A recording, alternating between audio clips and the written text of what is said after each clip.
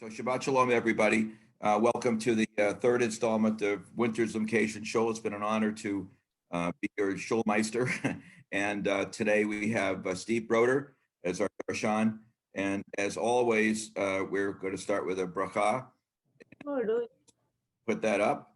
And if you either want to mute yourself and we'll do, a couple people will do it, or if you want to have the group experience, you can do that as well. All right, so here we go. Baruch atah Adonai Eloheinu melech haolam asher kitshanu b'mitzvotav v'tzivanu la'asok b'divrei Torah. V'harevna Adonai Eloheinu et divrei Toratecha b'finu avchi amcha beit Yisrael. Nihya anachnu b'tzatzeinu b'tzatzei amcha beit Yisrael. Kulanu yadei shmecha l'mdei Toratecha l'shma. Baruch atah Adonai l'mei Torah li'amo Yisrael. Baruch atah Adonai Eloheinu melech haolam asher bachar banu mikol ha'amim natan lanu et Torato. Baruch atah Adonai notein haTorah. Amen. So amen to that. Shabbat Shalom. Good morning to everybody. First, a couple of thank yous. Caitlin, thank you for your time and efforts here. Appreciate it very much. Marty, shout out, of course, goes to you, the Shulmeister. Really terrific. Thank you for doing this for a number of years, both winter and summer. So thank you, and thank you for the invitation to be a darshan. So Mahatochniit, what's our program today? I'm going to give an introduction, kind of frame of what I'd like to do, a very brief summary of the Parsha, and then pick up a couple of items for us to discuss. So in terms of a frame, today's Parsha, Shmot, opens up the book of Exodus. And if you're thinking of Exodus, then Pesach can't be far, far behind, even if it's the middle of the winter. And I see a few people here roll their eyes when they think already about Pesach.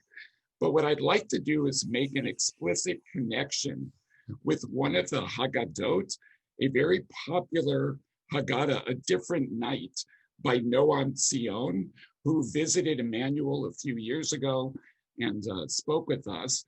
In that Haggadah, Noam Tzion challenges us to avoid what can be the complacency with which we approach our annual ritual. He says that the Seder for modern Jews is designed to make us, and especially our children, ask, OMG, what's going on here? What is this different night about?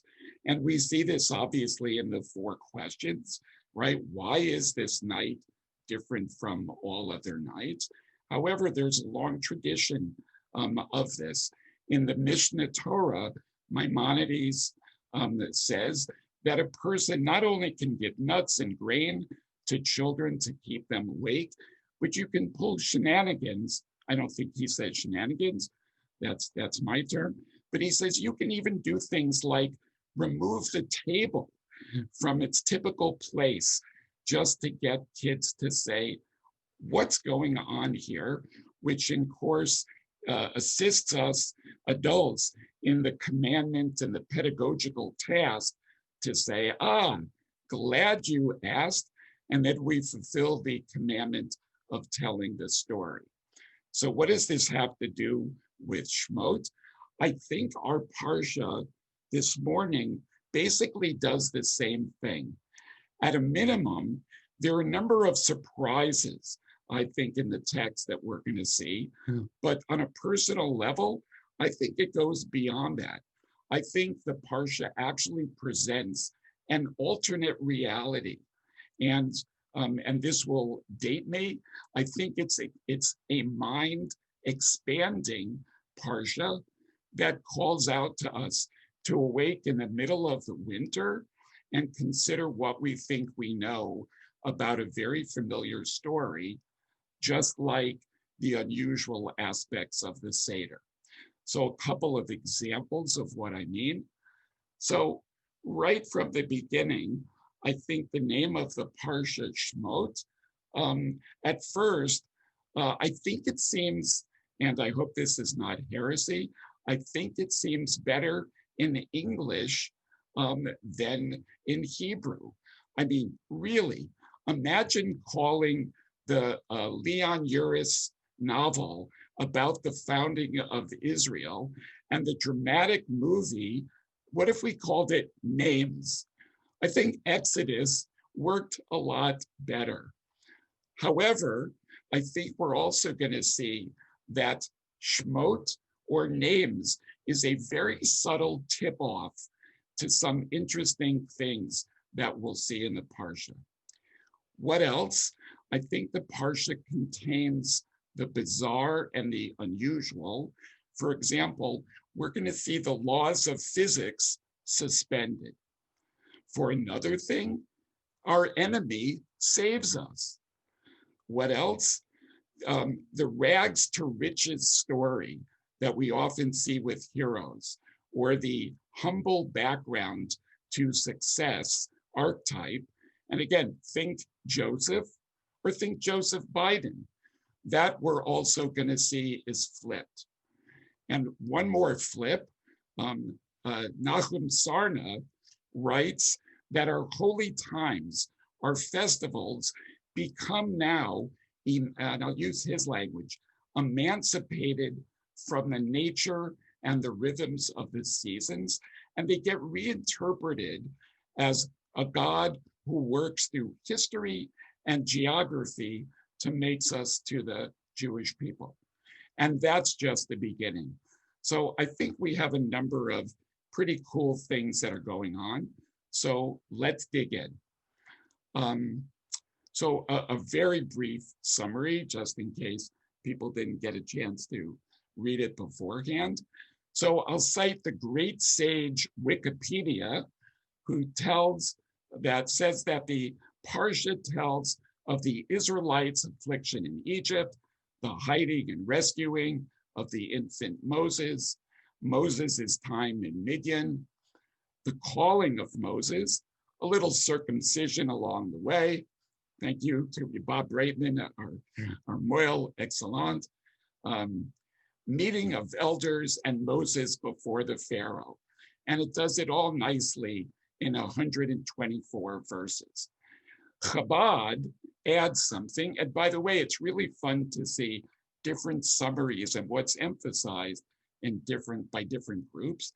So Chabad says that they add Pharaoh issues harsh decrees against the Israelites, beginning decades of Jewish suffering and slavery. Moses is born and raised in the Egyptian royal palace. After killing an Egyptian, Moses escapes to Midian, marries, God appears to him in a burning bush and demands that he returns to Egypt to redeem the people. Moses returns to Egypt with the intention of freeing the Jewish people. Okay, so I'd like us to focus on a couple of these points and surprises above. You remember, like Nachshon at the Red Sea, please feel free to jump in. If I don't see your hand, please speak up. There's a number of faces on the screen, and please make sure that everybody's got a chance to talk. Okay, so let's go to the beginning, the opening words of the Parsha. And Caitlin, if you would put that up for us. Right at the beginning, we see that it seems to be a just simple description of names. These are the names of the sons of Israel who came to Egypt, the Shmot. Now, Jews are always interested in names and naming. We say in Mishlei and Proverbs, a good name is rather to be chosen than great riches. In a little bit, I'm going to give you a Jewish name quiz. In fact, let's start there. For Jewish names, for 10 points, what do these Jewish names have in common? These are real people. Benjamin Kabelski, Nathan Birnbaum, Jerome Levitch, and Jacob Cohen. Marty, do you have your hand up? Hope you have to unmute. Marty, you have to unmute. Yes. One is Jerry Lewis, Jack Benny.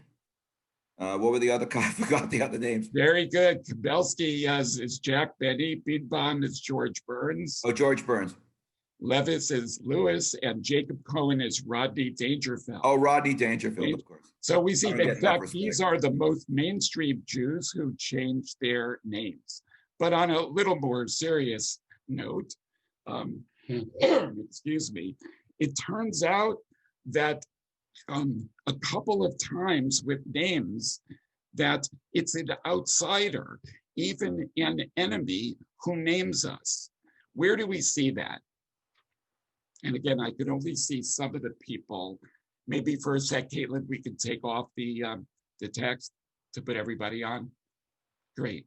So where do we see that we are named, not naming in the text, right? We usually think that the act of naming is one of power and control, but where are we named? Anybody? Okay, I don't see anybody's hand. Nada, please unmute. Yeah, sorry, it's the click. Isn't Moses named? Yes, go ahead. By Egypt, not, So I haven't reviewed the text. That's an old memory. Okay, so because it's an Egyptian name. It's a piece of a standard Egyptian orientation, like Ramses and others. So it's not really a Hebrew name. Yes, you're right. And Farda, did you have your hand? I'm not sure. I don't know if this is what you're asking for, Steve, but even when Pharaoh called us, a stiff-necked people, and that name stuck. Interesting. Yeah, that was a pretty good description, I would say.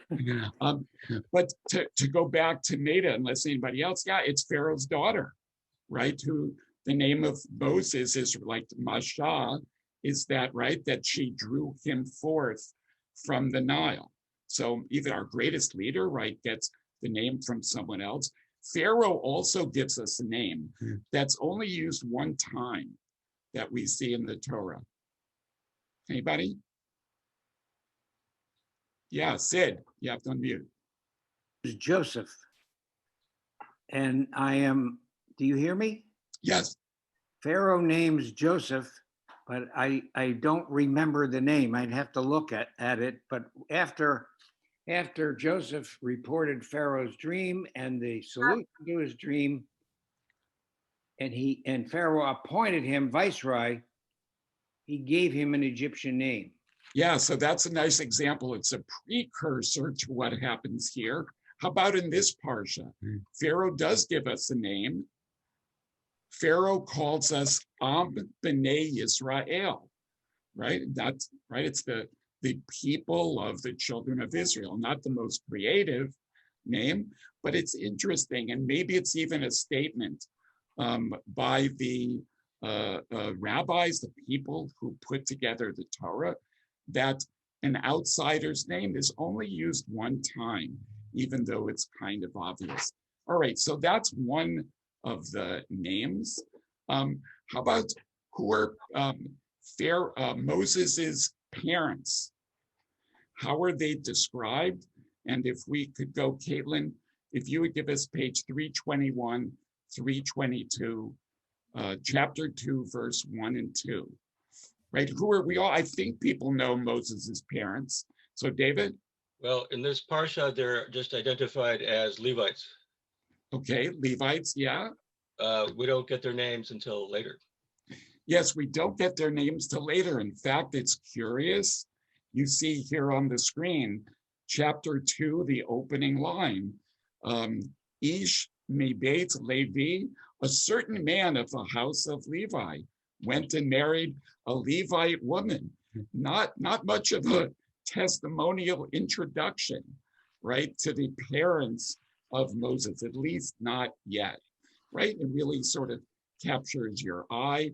I don't have a lot to say about it, but you wonder about its casualness here. We do see the names later here of who they are. Okay, another naming aspect.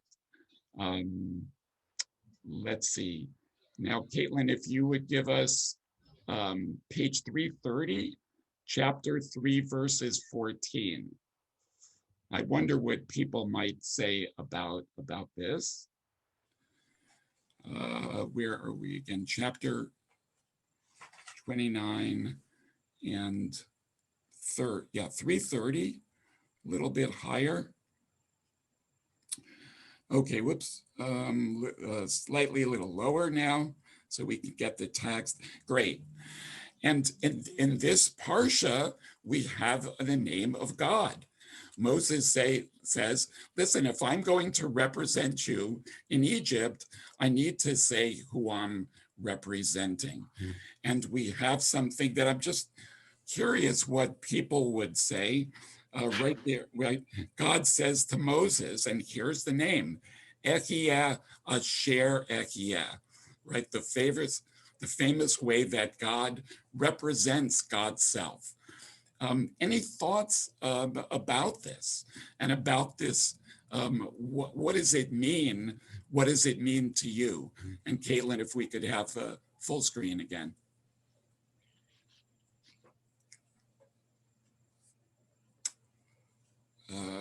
Let's see. I see you, Sid. I'm just waiting just to make sure. Anybody else? Okay, Sydney. Well, all I would say is that name is very mysterious. It isn't Bob or Joe or Isaac or Abraham. It's a very mysterious name, and it probably has multiple meanings that only very wise people would be able to figure out. It's very mystical. And Yes. Moses says, Ehyeh Asher Ehyeh, and then he says, tell them Ehyeh is sending me. Yeah. In fact, we never use this term at all. Ehyeh Asher Ehyeh. Right. It's historical. Steve? Yeah, I mean, I think it sets up the basic point that the God of Israel will not be a God of tombs, of monuments, of idol worship. It's almost a precursor for the Ten Commandments. And it gets across the notion that we will be a people of faith. You have to accept what God will do. And so we're caught up with those two notions. And those are radical notions because everyone's been worshiping idols. Everybody, their faith is based on the notion of a strong, visible leader. And this is a statement of faith that we will all have to come to grips with. And at times, the children of Israel, as they wander in the desert or other kinds of things, will be disappointed that they don't have something that they can relate to. And occasionally God does have to make his way, as we see later in Shemot, with the burning bush, with other ways that we were led by natural wonders, but it won't be a physical wonder. I see. Okay, Frank? Okay, am I unmuted? Yes. I want to pick up with from Steve, which is if you look in some of the commentary in Eitz Chaim, Christians have always looked more to a name, and you frequently see the name Jehovah or even Yahweh, things that we don't do. I'm reminded, and I remember even working with my grandson recently and teaching him for his bar mitzvah, that we don't use any name for God. There's stories about the Kohen Gadol on Yom Kippur would go into the Holy of Holies and recite God's name. But the idea is that God is much more of a concept, I am that I am, Asher Echia, Asher Echia, than anything corporeal or anything that one could put one's either arms around or the language around. Nice. Okay, Bob Rabin, and then David. I think it's very interesting and in a sense shows how God changes, because it's really chutzpah to say to Moses, just go tell the people I am who I am, and that's going to work. And clearly it didn't work. And I think that as God sort of learns what his creation is all about, God changes. And I think it teaches us that God is not just a fixed item. And I think that's one of the lessons from this story, at least for me. So I think that's really, it's pretty extraordinary just to say, just tell them, I will be, I am who I am, and I am who I'll be. Great. So some nerve, that God of ours. I think Harvey Mammon wanted to share. I'm sorry. Okay. I think Harvey Mammon had his hand up. Harvey? Yeah, so I was just yes, going and to then- follow up on Frank. The name that we don't say, the ineffable tetragrammaton, actually is ehiyah asheriyah. It's a tenseless version of the verb lehiot. So the ehiyah asheriyah really did make it into the God's name that we use, although we don't say it. It having to do with, as Steve said before, sort of being, Right, being exactly. and becoming, right? When we talk about faith, right, we're talking faith in the future, but something about a God. And by the way, if we extend it to B'Tselem Elokim, right, we're supposed to be like God, then there's an implication about who we are, our being, but who also we might become in our lives over time. David, you had your hand up. Well, this is really an advance in our theology at this moment, because there are other names for God. There's Elohim, Shaddai, and El.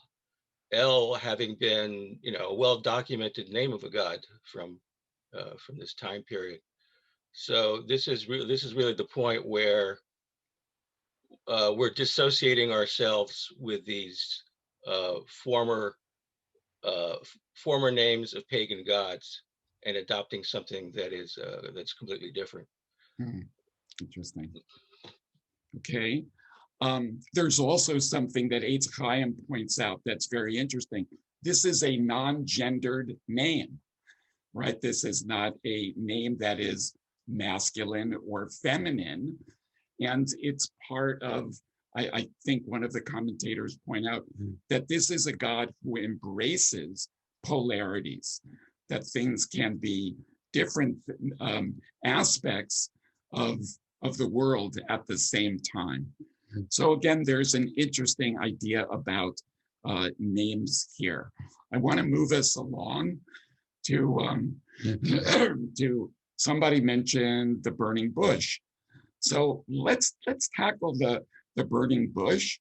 That's why I said before, another surprise here is that the laws of physics don't seem to apply.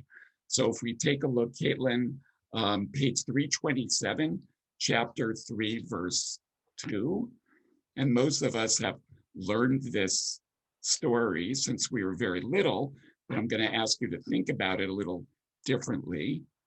All right, so if we put up on the screen 3:2 on page 327,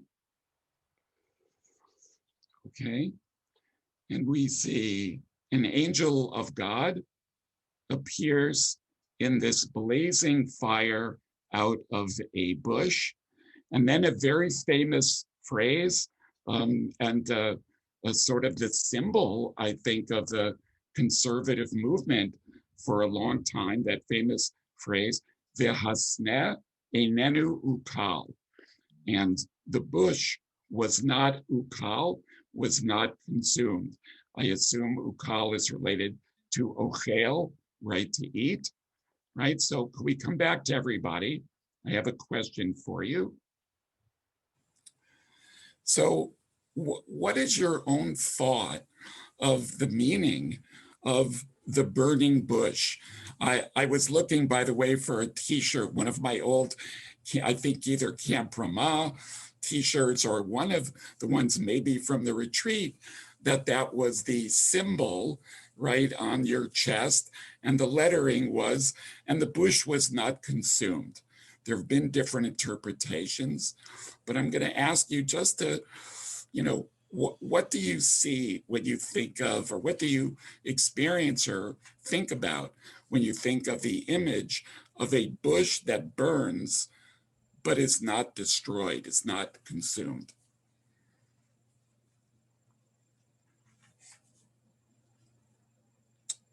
Okay. Marty? No matter what, it's a metaphor for no matter how many times our enemies have tried to kill us, we're still here. So this has become a very, very popular, maybe the main meaning, I think, and certainly, after the Holocaust, taken on even deeper meaning, but historically, right, that we are like the bush that no matter what happens to us, we're still here. I'm Yisrael Chai. Okay. Let's see, Maida, then Frank and Steve Pattern.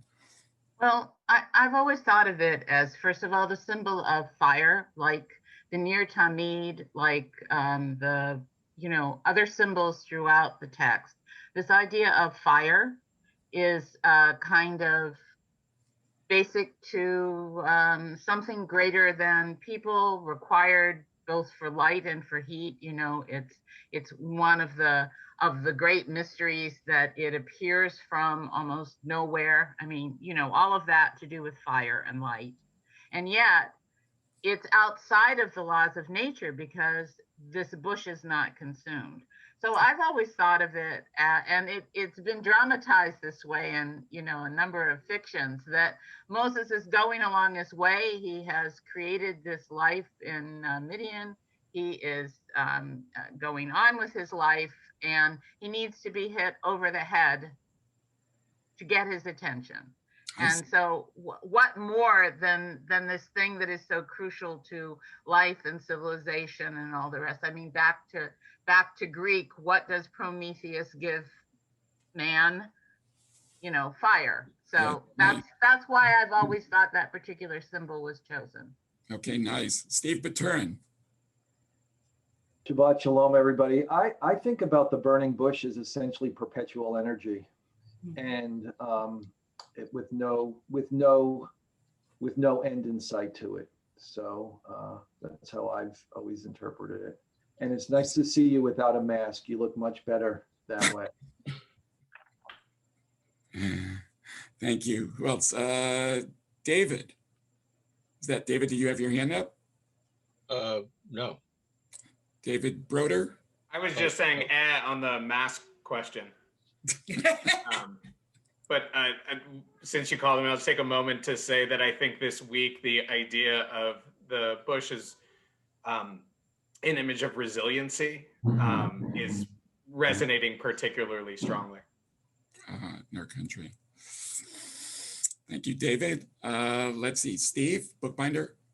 Yeah, I think that the bush is a sign and a wonder. And we will not have an anthropomorphic God that will have a human shape.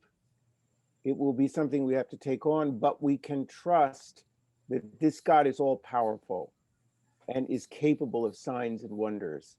And we see that in the plagues. Wow, nice. It's almost as if this God, despite the fact that he cannot be seen by anyone, can still do miraculous things that enable us to know that he exists. And the question then becomes, I think, for Judaism, as you go forward, how do people look at these signs and wonders? And the ultra-Orthodox to this day clearly believe in signs and wonders. They see God's hand all the time. Whereas we in the conservative movement, we don't exactly always see the signs and wonders, but this is the first evidence that you have to have faith. Nice. Okay. Frank. to pick up on David Broder's comment and maybe even make it a little broader, the resilience. David was referring to the events of this past week, but I think in a larger sense, the fact that we all need to be resilient in all kinds of situations. And the example of a bush like this being under attack by fire and yet being able to come back and flower again should give us some hope that can occur, and no matter what we face. Yeah, nice idea. Anybody else have their hand up? So a couple of other, yeah, Joel. All right. Somebody mentioned the word eternal, and all that came to my mind was the very famous Sinatra movie From Here to Eternity, that basically we are a people that will go on regardless of what happens to us, and on to eternity. And I think that, to me, is the theme of the bush. It's always been the theme of the bush, that we'll survive anything. That's been proven. Nice. David? I think about where Moses is at that moment. He's killed the Egyptian guard, and it's not clear why. He was offended by his brutality, or was it in sympathy with the children of Israel? How much does he identify with the children of Israel at this point? One thing is likely is that he has no knowledge of God. So it is necessary to perform a miraculous act for him to understand the power of the force he's dealing with. Moses is lucky that way, because we don't have the benefit of supernatural events to assure us of God's power. Yeah. Although, again, maybe this has to do with what Steve Bookbinder was talking about, and the sort of radical understanding of miracles, right? Do we or don't we? Do we, are the miracles the kinds of things from nature, or are they the miracles of everyday life? But Sid, you had your hand up. You should keep in mind that here God is getting a hold of Moses. He's getting Moses' attention. And he uses as the image a lowly bush. It's a very humble item. It's not some grand sequoia that's calling out to Moses. It's a humble bush. And yet, from this bush, there's a quality that Moses apprehends, that the bush is not consumed. So this appears to be very humble, and yet it's really, in a way, quite grand. Nice flip. Yeah, Marty, and then Harvey. Modern day references. I think of this phrase every time I see one of those gas fireplaces. The fake logs, they never be consumed. So I was reminded that the bush was not consumed. So if you were rewriting the Parsha, you would have Moses comes upon a gas-powered fireplace. Yeah. Yes. Okay. Holy fire pit, Harvey? Batman. Harvey? I just wanted to follow up on Sid's comment on humility. I also see that as a big theme in the Parsha. And going back to your very first question about a man and a woman for Moses' parents, the English translation says a certain man, which even makes it a little bit more specific. But in the Hebrew, it's just a guy. There's nothing certain about him, just a random man and a random woman. So there's no royalty. Uh-huh. There's no royal lineage. Moses comes from, he could have been anybody. Nice. And so I think that, yeah, and that's a theme throughout Moses. I mean, Moses is described as the most humble person of all time. Yeah. Nice. Would also could imply, right, that we all could become leaders, right? So a couple of other ideas that struck me just to throw out, that when you think about what burns and is not consumed, passion, right? Different types of passion, creative passion. We like to think of our people or intellectual passion that often burns, in leaders, and I think is valued in the Jewish community, and doesn't typically burn out, but also keeps people, in a sense, burning, creative, erotic. To lahavdil here from the Parsha. Sorry, David, I know it's difficult when your dad is speaking about this, but those of you to move lahavdil from the Parsha to Bridgerton, if anybody is watching Bridgerton, and we'll see if your eyes open, just last week, the leading character, Simon, says he burns. This was literally the language for Daphne, for his beloved, right? So the idea, you could say that there's several other really important values: love, intellectual passion, creative passion, a number of things. But one more that struck me this time that I hadn't seen. I wonder if it's also the creators of the text, it's a bit of a thumb nosing at Egypt. What is the central god of Egypt? Pharaoh. Nope. The most important. The sun god. Uh, Nile? Is Ra. Amen Ra. Is Ra, the god of the sun, right? Yeah. What in our lives is sort of the most obvious aspect of something that seems to burn, but is not consumed, right? It is the sun.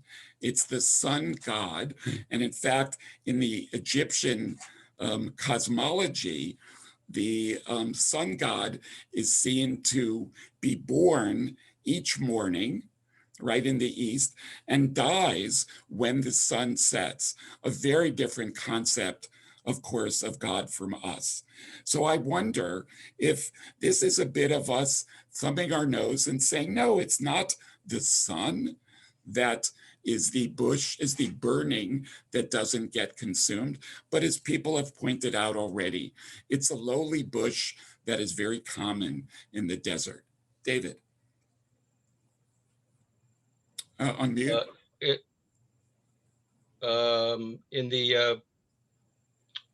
In the previous parsha, we heard Jacob's words to Levi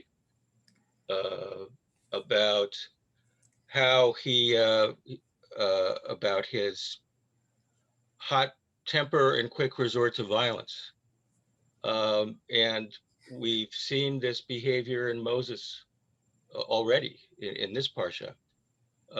So there is a connection between being a Levite and being very passionate. Nice. and the need, and that is potentially a good quality in Moses that maybe God wants to harness for a positive purpose. So sometimes the passion of anger burns, right? People say they're burning mad, right? But you're pointing out the harnessing or the channeling, right, that Moses has to come to do. Varda. Yeah, I'd like to just hop back on the idea of what you said, the lowly bush, and Sid Kadish also mentioned it was just, a non-glorious bush. But if we stop for a second and really think about the everyday miracles, if you've ever been in the desert and suddenly you see a glorious living bush come out of nothing, out of a rock or out of sand that doesn't get any water, and the desert sun is shining upon it, and it is anything but lowly. It's awe-inspiring. Like, how does that live? Nice. So I have a different take on that. Nice. Very nice. Frank. So having just gone through Christmas, I'm reminded of something as well, which takes us in a little bit of a different direction. Another Havdil here, which is the concept of lowliness and something that is nothing regal at all. Much of Christianity looks at and makes quite a bit out of the fact that Jesus was ostensibly born in the most austere and plain and humble surroundings. And while I certainly don't want to push us in that direction, the thought occurred to me as we're talking about humility here. So let's go with that. I'm going to go a little bit out of order. I'm looking at things that the Parsha seems to flip. And one that I mentioned is the idea of sort of the typical hero or leader story who starts with humble origins and becomes a hero. Another way to look at our text is Moses starts as a man of privilege. That is, from his infancy, essentially his consciousness is as a prince in Egypt, raised in Pharaoh's palace as a pet or a pet project of Pharaoh's daughter, right? This is much more like the story of another religious figure in a very different religion from ours. Anybody know what I might be referring to? There is a beginning story of a religious, and it's not Jesus, but it's somebody who starts out in a palace or wealthy. Sydney? Buddha was a prince. I'm sorry, you say your voice got cut off. Wait a minute. Okay. Oh, he muted himself. Yeah, Sid. Buddha was a prince, and then he grew up in luxury, and I just took a course on Buddhism, so I'm prepped. And then he abandoned all of that, and he went for the simplicity and humility that we associate with Buddha. Yes. Yeah. So we have this different idea. What is the consciousness of someone who's raised with privilege? And yet then the Parsha seems, again, one of the commentators, I think we'll see in Eitz Chaim, flips it again and says, no, it really is the lowly status of Moses returning to, and making a choice to leave all the privilege that he would have lived in and was entitled to become the leader of this lowly people of slaves, right? So the story seems to flip and then flip itself once again. Can I just add that I believe that the biblical sentences explain that Moses did understand that it was his people who were being enslaved and whipped. He had some contact with his nuclear family, and that lesson must have gotten through to him. So even as he was a prince in the Egyptian court, he had some notion that this was not his people, and his people were out there doing the slave work. Yeah. So David and Frank have referenced the ideas of this week and sort of the politics in our country. There's also an implicit role modeling here that even if you're born in privilege or you are raised in privilege, that it's certainly possible to empathize with people who are not, and to see beyond that, and to see what are other obligations that people have, perhaps to use what they've been given to help people who have not, right? As part of the Mosaic story. Steve? Yeah. I think that, and Bob Raven. We get these three concepts almost of leadership, I think, from this Parsha. First, that someone can be born to privilege, but has a sense of justice and a passion for justice. He does try to understand the taskmaster for a second, but he goes overboard. Sometimes the passion for justice can go too far, but he's also modest. He's also compassionate. The scene at the well with the Midianite women, he understands their situation, and they're not even sons of Israel or daughters of Israel. So he has a passion for justice. He has this compassion for what people are facing. And then lastly, he has this sense of modesty, that he doesn't think that despite his privilege, that he's the best person to go forth. Nice. And if there are three qualities I want in a leader, and we have some real questions about whether we have any leader, like, certainly at the top, a person who has a passion for justice, who has a sense of compassion and empathy, and has a decent sense of modesty. Yeah. That comes with that. Three qualities that we'll see tested. And he is not perfect. He kills the Egyptian taskmaster. But what that taskmaster is doing is unjust. Great. Bob Braitman. So, I'm glad that you mentioned this idea that the prince has compassion for the lowly, and I think really what this talks about is the concept of peoplehood. There was a wonderful editorial or op-ed in the Wall Street Journal this morning, talking about this concept of peoplehood. Really started with the Book of Exodus, and really this story where you have someone who has a privileged background, realizing that he's part of a nation, he's part of Am Yisrael, even though, as Sid mentioned a minute ago, we don't quite know how he knew that. And this concept of being a part of a people is extraordinary, and having compassion and working to help the other members of your country, of your Am. Nice. David. Thanks for raising this. Again, I think to put a finer point on what you were saying, right, that this is not the story of how nice of someone born into privilege who is able to empathize, but that is a clear call to action, that this is the obligation of privilege, right? And none of us are princes, but all of the privilege that we have in our lives, right? We are obligated to call out for justice and to work for it. And I think there's an interesting tension, both of what did he know that these were his people, but also that he was not of them, right? But still obligated to work for justice. And for those of you who don't know my son David, David is the president of the SEIU, the union in Virginia, working with healthcare, I would say tirelessly, for getting fair wages for people who often are healthcare attendants, PCAs, the people who take care of us and our parents, among a number of other causes. So, Yachko, David. Kola kavod. Kola kavod. So one other idea. Didn't get it from nowhere, so,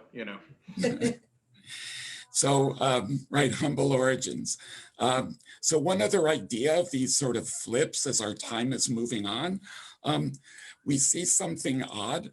We have an enemy who saves us, which has an interesting sub-story in it. Who's the enemy who saves us in this parsha? Not something you typically see. It was mentioned already, so people might miss it. You mean Pharaoh's daughter?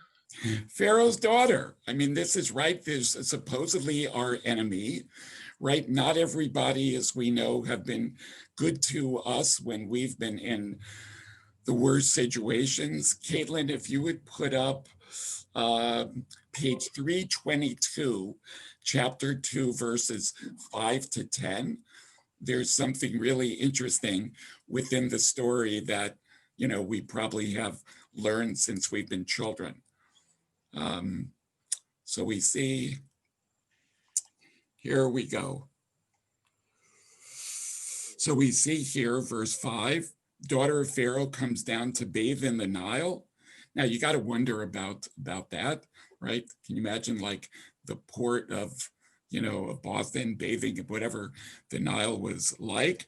Her maidens are there. She sees a basket among the reeds, sends her slave girl to fetch it, opens it. We know the story. She sees that it's Moses and saves him, takes him to the palace to raise him. So Caitlin, please come back to put everybody back on. Now, there's something really interesting here. Besides, I think the text is playing with us again by having the enemy save us. Remember early, the enemy names us. the Hebrew for the basket, right? We really miss it in English.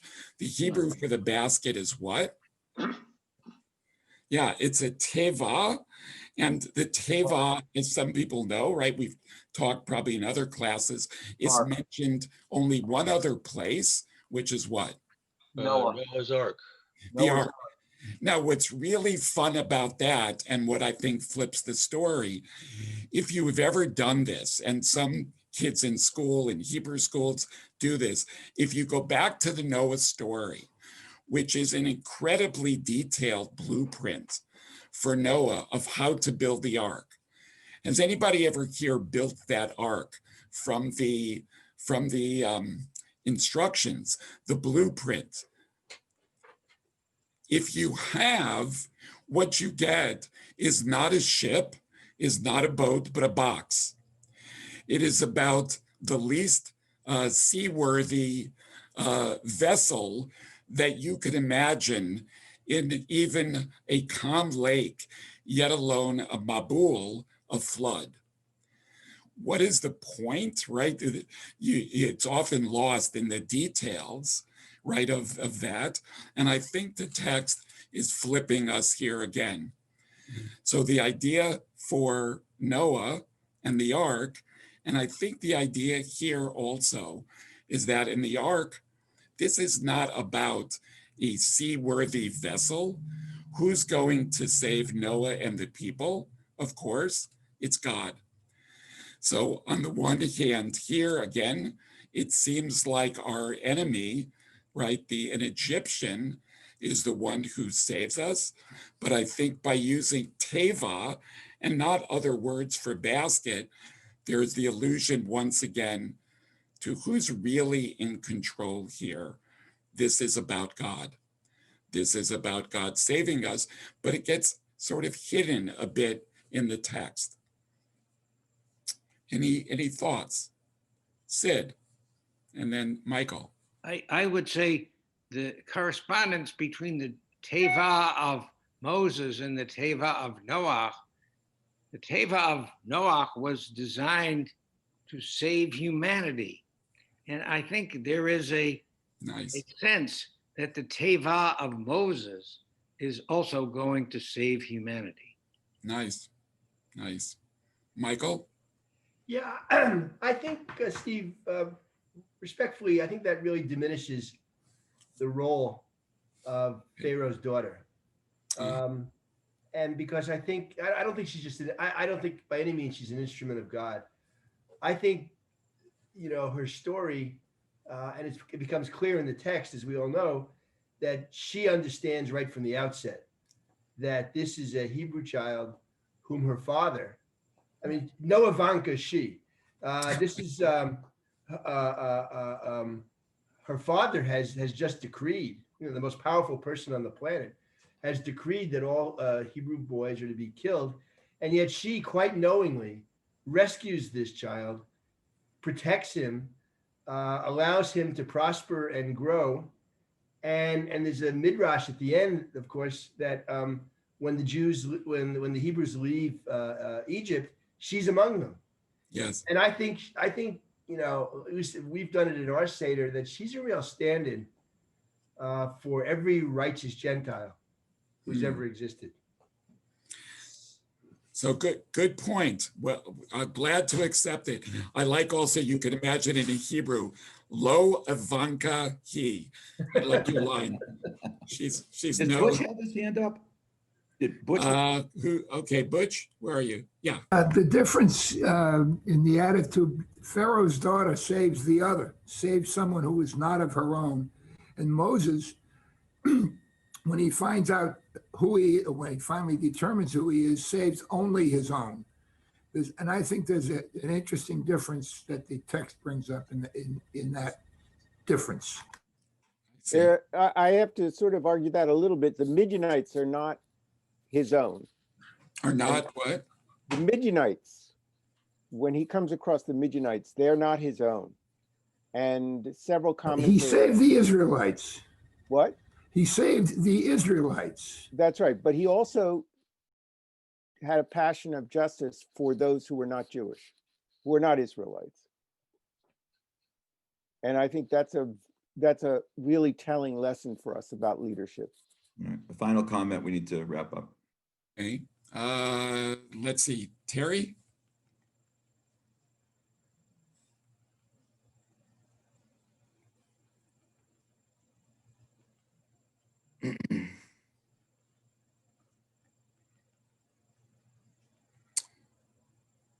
Terry, can you unmute? Or you, looks like you're trying to do that.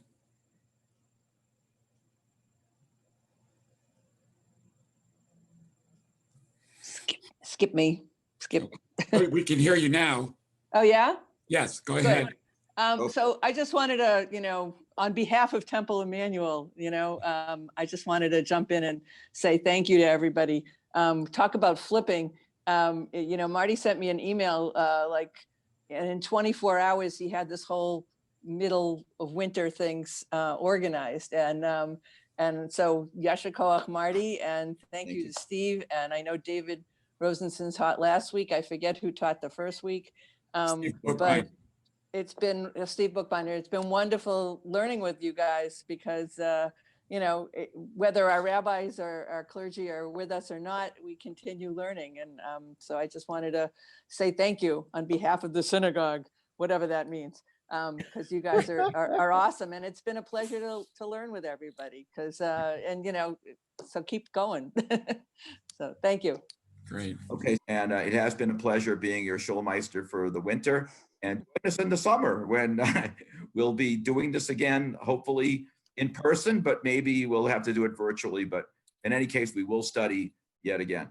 All right, Caitlin, would you put up a Kaddish de Rabbanan, please? And for those that would like to say it, fine. If others would like to just mute, that's perfectly okay as well. All right. Yit Gadal, the Yit Kadash. V'alma divrach v'yakei v'yamlich malchutei v'chayechon v'yomechon v'chayedechon v'Yisrael v'agalav v'shman karim. Amen. Yehi shnei rabam v'barach li'olam v'le'olam. Yitbarach v'yishtabach yitboar v'yitamam v'yitadar v'yitalel shnei v'yisha v'yachur. La'ela min kol tushbachata v'nechamata ta'amiram Amen. All Yisrael, Rabbanan, Talmidehim, V'al kol Talmidehim, v'al kol ma'an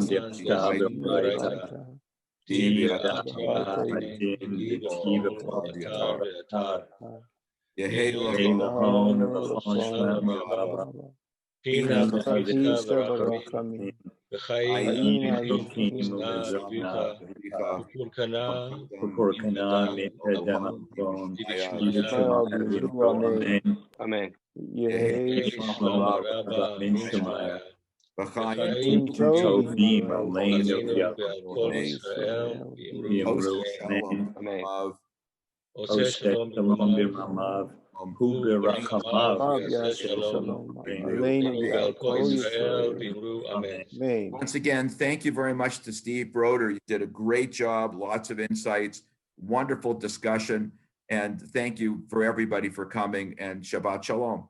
Shabbat Shalom. Shabbat Shalom.